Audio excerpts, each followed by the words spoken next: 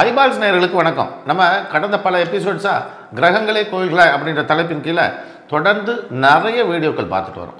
அந்த வரிசையில் இன்னைக்கு அதிமுக்கியமான ஒரு கோவிலை பற்றி பார்ப்போம். ராமநாதபுரத்தில் தேவிப்பட்டினம்னு ஒரு ஊர் இருக்குது. நம்ம எல்லாருக்கும் தெரியும். அங்கே போனால் அந்த நவகிரகம் அந்த நீருக்கடியில் இருக்கும். அதை போய் நம்ம வலம் வந்துடுவோம். நிறையா பேர் அங்கே உள்ள உலகநாயகி அம்மனை போய் பார்க்குறது தவறுறாங்க. ஏன்னா அவங்க போகிறதே நவகிரகத்துக்கு பார்த்துட்டு அப்படியே வந்துடுவாங்க. அங்கே உலகநாயகி கோயில்ன்றது மிக விசேஷம் பெற்ற ஒரு கோயில். மகிஷாசுர மர்தினியாக அவங்க இருக்கா. ஆனால் அவள் பேர் உலகநாயகி அம்மன். இந்த உலகநாயகி அம்மனை வழிபட்டுட்டு தான் ராமர், லக்ஷ்மணன், ஹனுமன் வரைக்கும் போனதாக வரலாறு உண்டு. இப்போது இந்த இடத்துல வேறு என்னெல்லாம் செய்யலாம், என்ன மாதிரியான பிரச்சனைகள்லாம் இங்கே தீர்க்க முடியும் அப்படின்றத கேளுங்க. ஒரு சம்பவம் ஒன்று ரொம்ப சங்கடப்படுத்துகிற மாதிரியான ஒரு நிகழ்வாக இருந்தது. என்ன அப்படின்னா, வெளிநாட்டில் ஒரு குடும்பம் போய் இருக்குது. அது அரபு கண்ட்ரீஸில் எங்கேயோ இருக்குது. அங்கே இவங்க செய்த ஏதோ ஒரு வியாபாரத்தில் சிக்கலாகி போச்சு. இப்போ அவங்க அங்கேயே லாக் ஆகிட்டாங்க. அவங்களோட பாஸ்போர்ட்டெல்லாம் முடக்கிட்டாங்க. அவங்க இந்தியாவுக்கு வர முடியாத ஒரு சூழல். இந்த நேரத்தில் அவருடைய மனைவியோட அப்பா இங்கே காலமாயிட்டார்.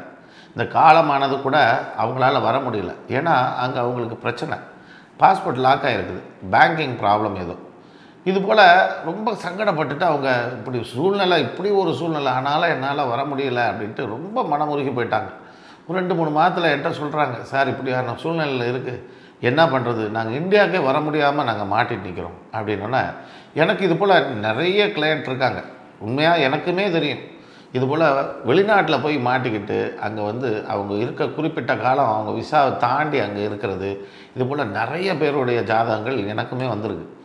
அப்போது இதுக்கெல்லாம் தீர்வு ஒரு கோயில். அது சிலருக்கு அது அவங்க ஜாதகத்தில் இருந்தால் அந்த மாதிரியான கோயில் நான் கொடுப்பேன். அப்படி இந்த பிரச்சனைக்கு எந்த கோயில் கொடுக்கலாம் அப்படின்னா, உலகநாயகி அம்மன் தான், மகிஷாசுர மர்தினி தான். இந்த இறைவன் என்னென்னா, வெளிநாட்டில் ஏதாவது விசா ப்ராப்ளமோ இல்லை உங்களுடைய பாஸ்போர்ட் முடக்கமோ இந்த மாதிரியான ஒரு கிரிட்டிக்கலான கண்டிஷன் இருக்குது, எங்கேயுமே வெளியேற முடியல, மாட்டிக்கிட்டு நிற்கிறோம் நாங்கள் அப்படின்றவங்களுக்கு இந்த கோயில் அவங்க ஜாதகத்தில் இடம் இருந்தால் நான் சொல்லுவேன், இங்கே போயிட்டு வந்தால் நிச்சயம் அந்த பிரச்சனை அவங்களுக்கு தீரும். அது எப்படிங்க போக முடியும்? அவங்க வெளிநாட்டில் மாட்டிக்கிட்டாங்கன்றது தான் இந்த கோயிலை. அப்புறம் இந்தியாவுக்கு எப்படி போக முடியும் அப்படின்றது ஒரு கேள்வி இருக்கு இல்லையா? இந்த இடத்துல ஒரு இடத்துல மட்டும் இதை மீட்க போகிற ஆள் இதை செய்யலாம். என்ன அப்படின்னா, இவங்க பிரச்சனைக்கு யார் கை கொடுக்க போகிறா, இங்கேருந்து யார் உதவி செய்ய போகிறா, இங்கேருந்து யார் முயற்சி எடுக்கணுமோ அவங்க இந்த கோவிலுக்கு சென்றாலே போதும். இந்த கோவிலுக்கு போய் உலகநாயகி அம்மனை வழிபடணும். என்றைக்கு போய் வழிபடணும் அப்படின்னா, ஒரு திங்கக்கிழமையாவது அல்லது செவ்வாய்க்கிழமையாவது போய் வழிபடணும். வழிபட்டு எங்கள் பிள்ளைகளுக்கு இந்த மாதிரி பிரச்சனைகள்லேருந்து மீண்டு இங்கே திரும்ப வர்றதுக்கு உண்டான வழியை ஏற்படுத்தி கொடு அப்படின்னு சொல்லிட்டு மாதம் ஒரு முறையாவது, ஒரு 3-4 முறையாவது இந்த கோயிலில் போய் பிரார்த்தனை பண்ணிட்டு வந்தால் போதும். இவங்களுக்கு ஏதாவது ஒரு வகையில் வெளிநாட்டில் இருக்கக்கூடியவங்களுக்கு சப்போர்ட் கிடைக்குது, ஒரு ஆதரவு கிடைக்குது, யாரோ ஒருத்தர் உதவி செய்கிறாங்க, அல்லது இவங்களுடைய விஷயங்களே தவிடுபடி ஆகிடுது. இப்படி ஆகி அவங்களுக்கு பிரச்சனை முடிஞ்சு அவங்க இந்தியாவுக்கு போகிறதுக்கு உண்டான சூழலை அமைச்சு கொடுக்குது. இது 1 அல்ல 2 அல்ல, இது வரைக்கும் 6 பேருக்கு இது போல் பிரச்சனையில் சிக்கினவங்களுக்கு இதே உலகநாயகி அம்மன் கோயிலை நான் சொல்லி அவங்க போய் அவங்களுடைய உற்றார் உறவினர் போய் அதற்குண்டான பிரச்சனைகளை தீர்த்து அவங்கள வெளியே கூட்டு வந்திருக்காங்க. இதுபோல் இன்னும் நிறைய பேர் இருக்காங்க. ஆனால் அவங்களுக்கு இந்த கோயில் இல்லை. அவங்களுக்கு சிலருக்கு இந்த கோயில் உண்டு, சிலருக்கு இந்த கோவில் கிடையாது. அப்போ இல்லாத ஆட்கள் என்ன பண்ணுறது அப்படின்னா, அவங்களுக்கு தகுந்த கோயில், அந்த கிரக நிலைக்கு தகுந்த கோயில் இங்கே இருந்தால் உண்டு. இல்லைன்னா இதை வேறு பொருட்களாக மாற்றியோ இல்லை வேறு விதமாக மாற்றியோ இதை செய்து பார்க்கலாம். இப்போ நாங்கள் வெளிநாட்டில் இருக்கோம், எங்களுக்கும் இதே பிரச்சனை, ஆனால் நாங்கள் போகலாமா சார்னா, உங்கள் ஜாதகத்தில் அப்படி இருந்தால் இது ரொம்ப அழகாக செயல்படும். வேறு என்னெல்லாம் இந்த கிரகங்கள் இரண்டும் நமக்கு செய்யும். இது முருகன் கோயிலில் தண்டபாணி கோயில் போனால் என்ன ஒரு பலனோ அந்த பலன் இது உண்டு. அதுலேயும் குறிப்பாக வெளிநாட்டில் இருக்க பிரச்சனையில் இருக்கவங்கள இங்கே கூட்டிகிட்டு வர்றதுக்கு உண்டான விஷயங்களை இது நல்லா செய்யும். இந்த ஒரு அமைப்பு இன்னொரு காரியத்துக்கு உதவுச்சு. என்னென்னா, அங்கே அவங்களுடைய சொந்தக்காரங்க, தூரத்து சொந்தம்தான், அவங்களுடைய சொந்தக்காரங்க வெளிநாட்டில் தவறி போயிட்டாங்க. அவங்களோட பாடி இங்கே எடுத்துகிட்டு வர முடியாத சிச்சுவேஷன். இப்போ இவர் சொல்கிறார், எங்களுக்கு தூரத்து உறவுங்க இந்த மாதிரியான சிக்கலில் இருக்காங்க, என்ன சார் பண்ணுறது அப்படின்னோடனே, அவங்க ஜாதகத்தில் இவர் கேட்டார் இல்லையா? அப்போது கேட்டப்போ அவங்களுடைய குடும்பத்தாருடைய ஜாதகம் ஏதாவது இருக்கா அப்படின்னு பார்த்தா ஒரு குடும்பத்தாருடைய ஜாதகம் ஒன்று இருந்து அதில் வாங்கி பார்த்தா இந்த உலகநாயகி அம்மன் இருந்தது. சரி, இந்த கோயிலுக்கு அவங்க சம்மந்தப்பட்ட ஆள் யாரையாவது போயிட்டு வர சொல்லுங்கள் சார். நான் போகலாமான்னார். சரி, நீங்கள் போயிட்டு வாங்க சார் பார்க்கலாம். இவர் போனார். போயிட்டு வந்த பிறகு யாரோ ஒரு சங்கம் வந்து அந்த பாடி வந்து இந்தியா வர்றதுக்கு உண்டான உதவி செய்ததாக பின்னாடி சொன்னார். அதனால தானே என்னவோ இங்கே ராமரும் அனுமனும் இங்கே வழிபட்டு போன பிறகு வெளிநாட்டிலேருந்து சீதை இங்கே அழைச்சிட்டு வந்ததாக கூட இருக்குமோ அப்படின்னு நான் கற்பனை பண்ணி பார்த்துருக்கேன். ஆனால் இது கிரக வலிமையில் என்ன விதமான இதை செய்யும்? செவ்வாயும் சந்திரனையும் இந்த கோவில் குறிக்கும். இந்த செவ்வாய்ன்றது நிலம் அல்லது பூமின்னு எடுத்துக்கலாம், அல்லது சந்திரன்றது பயணம்னு எடுத்துக்கலாம். இப்படி கூட நம்ம அதை கற்பனை பண்ணி எடுத்துக்கலாம். இல்லைன்னா கடல்ன்றது சந்திரன் எடுத்துக்கலாம், செவ்வாய்ன்றது கடல் கடந்த நிலம்னு எடுத்துக்கலாம். இப்படி வேணாலும் எடுத்துக்கலாம்.